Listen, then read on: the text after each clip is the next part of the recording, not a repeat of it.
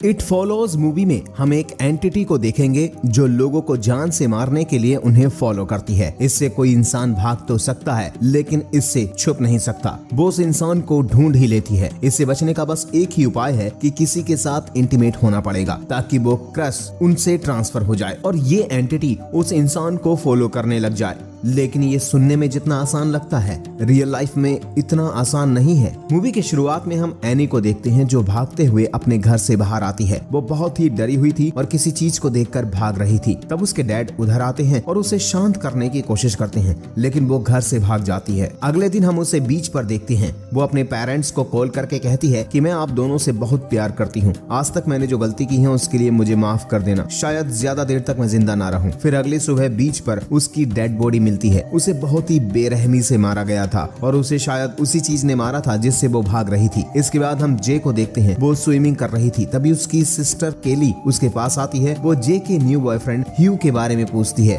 तब जे शर्मा जाती है और कहती है कि आज हम डेट पर जाने वाले हैं। इवनिंग में उसके दो फ्रेंड पॉल और यारा उससे मिलने आते हैं। डेट के बारे में सुनकर पॉल अपसेट हो जाता है क्योंकि वो जे को पसंद करता है। कुछ देर बाद जे अपने बॉयफ्रेंड के साथ मूवी देखने जाती है। उधर ह्यू को येलो ड्रेस में एक लड़की दिखाई देती है। फिर वो जे से पूछता है कि क्या तुम्हें वो लड़की दिखाई दे रही है। फिर जे कहती है कि नहीं, उधर तो कोई नहीं है। ये सुनकर ह्यू बहुत ज्यादा घबरा जाता है और उसे लेकर बाहर चला जाता है। फिर ये दोनों एक रेस्टोरेंट में डिनर करने के लिए जाते हैं। तब हम देखते हैं कि एक आदमी ह्यू की तरफ आ रहा था। अगले दिन कैली जे से उसकी डेट के बारे में पूछती है। तब जे कहती है कि डेट कुछ खास नहीं थी क्योंकि ह्यू कुछ अजीब सा बिहेव कर रहा था। उसी रात जे फिर से ह्यू से मिलने जाती है और ये दोनों ह्यू की कार में इंटीमेट होते हैं। लेकिन तभी ह्यू जे को बेहोश कर देता है।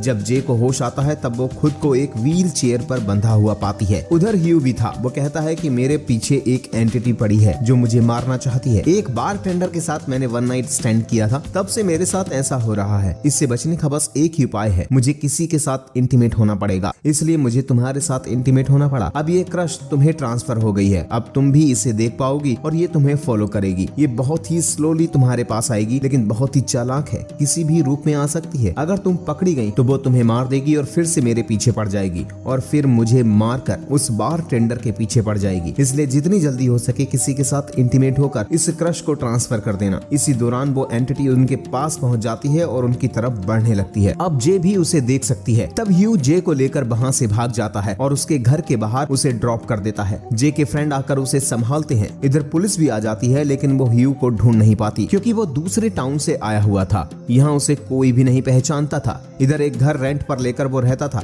जे को ये क्रश ट्रांसफर करके वो अपने घर लौट गया। उसके कुछ दिन बाद जे अपने स्कूल जाती है जहाँ एक ओल्ड लेडी हॉस्पिटल गाउन पहने उसकी तरफ आने लगती है। वो समझ जाती है कि ये वही एंटिटी है। वो क्लासरूम से भाग जाती है लेकिन तब भी वो एंटिटी उसे फॉलो करती है। वो हमेशा धीरे धीरे चलते हुए आती है इसलिए भागने में थोड़ी आसानी होती है। वो केली और पॉल को जाकर सब कुछ बता देती है लेकिन वो दोनों जे पर बिलीव नहीं करते। पॉल कहता है कि वो आज रात जे के घर पर ही रुकेगा और पूरी रात नजर रखेगा। रात में जे को नींद नहीं आती। तब वो नीचे पॉल के पास आती है। वो काउच पर बैठकर टीवी देख रहा था। ये दोनों बात कर ही रहे थे तभी कांच टूटने की आवाज आती है। पॉल चेक करके बताता है कि किचन की कांच टूटी है लेकिन इधर कोई भी नहीं है। वो केली को बुलाने ऊपर जाता है। तब जे भी पीछे पीछे आ जाती है। तब उसे वही एंटिटी दिखाई देती है। उसे देखकर वो बहुत डर जाती है और भागते हुए अपने रूम में चली जाती है। केली और पॉल भी उधर आते हैं। वो दोनों उस एंटिटी को देख नहीं पा रहे थे इसलिए वो उस पर बिलीव नहीं करते। तब यारा उधर आती है। तब उसके पीछे भी वो एंटिटी वहाँ पर आती है। तब जे बालकनी से कूदकर एक प्लेग्राउंड में आ जाती है। कुछ देर बाद उसे ढूंढते हुए उसके फ्रेंड भी उसके पास आ जाते हैं। उनके साथ उनका नाइबर ग्रेग भी था। तब जे उसे भी सब कुछ बता देती है। तब ग्रेग कहता है कि हमें ह्यू को ढूंढना होगा। इसलिए ग्रेग की कार ये सब ह्यू के रेंट वाले घर में जाते हैं लेकिन घर पूरा खाली था। असल में ह्यू यहाँ पर अकेला रहता था। वो अपने क्रश को जे को ट्रांसफर करके चला गया था। इधर कुछ बुक्स पड़ी हुई थी। उसमें ह्यू की एक फोटो मिलती है। पॉल उस जैकेट को देखकर पहचान जाता है। उसे पता है कि ये कौन से स्कूल की जैकेट है। तो ये लोग उसी स्कूल में जाते हैं तो उन्हें वहाँ पता चलता है कि ह्यू का असली नाम जेफ है। उसका एड्रेस लेकर ये सब लोग घर पर जाते हैं। तब जेफ जे से माफी मांगता है। उसके पास कोई ऑप्शन नहीं था और वो जे को भी ये क्रश किसी और को ट्रांसफर करने के लिए कहता है। इसके लिए जे को किसी के साथ इंटीमेट होना पड़ेगा। मूवी के शुरू में हमने एनी को देखा था। जेफ ने उसे ये क्रश ट्रांसफर किया था लेकिन उसकी मौत के बाद वो एंटिटी जेफ के पीछे पड़ गई थी। इसलिए इसलिए उसे जे को ये क्रश ट्रांसफर करना पड़ा। अगर जे की भी डेथ हो जाती है तो वो एंटिटी फिर से जेफ के पीछे पड़ जाएगी। ऊपर से ये एंटिटी किसी भी रूप में आ सकती है, इसलिए हमेशा जे को अलर्ट रहना होगा और जितनी जल्दी हो सके इस क्रश को किसी को ट्रांसफर कर देना होगा। अब जे को बचाने के लिए उसको ग्रेग के फार्म हाउस पर लेकर जाते हैं। उधर ये लोग बीच पर हैंग आउट कर रहे थे, तभी यारा के रूप में आकर वो एंटिटी जे पर हमला करती है। पॉल उसे बचाने की कोशिश करता है और वो एंटिटी पॉल को भी चोट पहुंचा देती है। तभी सभी लोग बोट हाउस के अंदर आ जाते हैं और जे उसे शूट करने लगती है, लेकिन उससे इस एंटिटी को कुछ भी फर्क नहीं पड़ता। जे दरवाजा बंद कर देती है और वो एंटिटी पॉल के रूम में दरवाजा तोड़कर अंदर आ जाती है। जे फौरन वहां से निकलकर ग्रेग की कार लेकर भागने लगती है। उसकी फ्रेंड उसे रोकने की बहुत कोशिश करती है पर वो किसी की नहीं सुनती, लेकिन अनफॉर्चुनेटली उसका एक्सीडेंट हो जाता है। जब उसे होश आता है तब खुद को हॉस्पिटल में वो पाती है। उधर भी वो डर रही होती है कि कहीं वो एंटिटी ना आ जाए। तब ग्रेग कहता है कि वो जे के साथ इंटीमेट होना चाहता है ताकि ये क्रश उसे ट्रांसफर हो जाए। तब जे भी मान जाती है और हॉस्पिटल में ही ये दोनों इंटीमेट होते हैं। कुछ दिन बीत जाते हैं लेकिन जे को एंटिटी नहीं दिखती, लेकिन वो ग्रेग के लिए परेशान रहती है क्योंकि अब उसकी जान खतरे में है। इधर ग्रेग इस मैटर को कैजुअली लेता है। वो कहता है कि उसे अभी तक कोई एंटिटी नहीं दिखी, ये सब बस एक वहम है। और वो कहता है कि जे की मेंटल कंडीशन शायद ठीक नहीं है। लेकिन उसी रात जे अपनी विंडो से ग्रेग को देखती है। वो समझ जाती है कि ये ग्रेग नहीं है, असल में वो एक एंटिटी है। वो ग्रेग को कॉल करती है पर उसका फोन बिजी होता है। इधर ये एंटिटी डोर पर नॉक करता है पर कोई दरवाजा नहीं खोल रहा है। ये देखकर वो विंडो से अंदर चला जाता है। जे भी भागते हुए उसके पीछे जाती है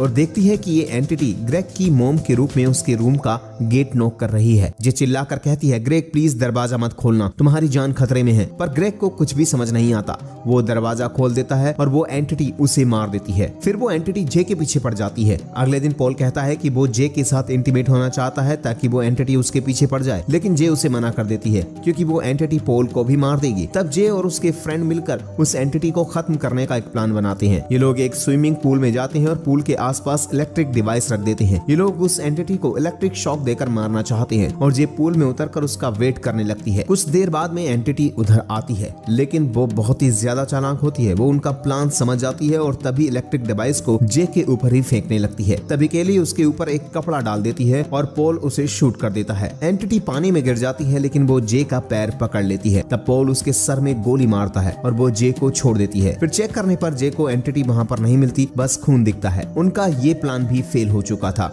इसलिए ना चाहते हुए भी जे को पॉल के साथ इंटीमेट होना पड़ता है। एंटिटी पॉल के पीछे पड़ जाती है। फिर एक दिन पॉल कुछ लड़कियों को देखता है और सोचता है कि उनके साथ इंटीमेट होकर ये क्रश उनको ट्रांसफर कर दे, पर उसकी हिम्मत नहीं होती उनसे जाकर बात करने की। इस तरह कुछ दिन बीत जाते हैं लेकिन पॉल को वो एंटिटी कहीं पर दिखाई नहीं देती, लेकिन हम देखते हैं कि वो एंटिटी उनके पीछे आ रही है। इसी के साथ ये मूवी यहीं पर खत्म हो जाती है। मूवी देखने के लिए धन्यवाद।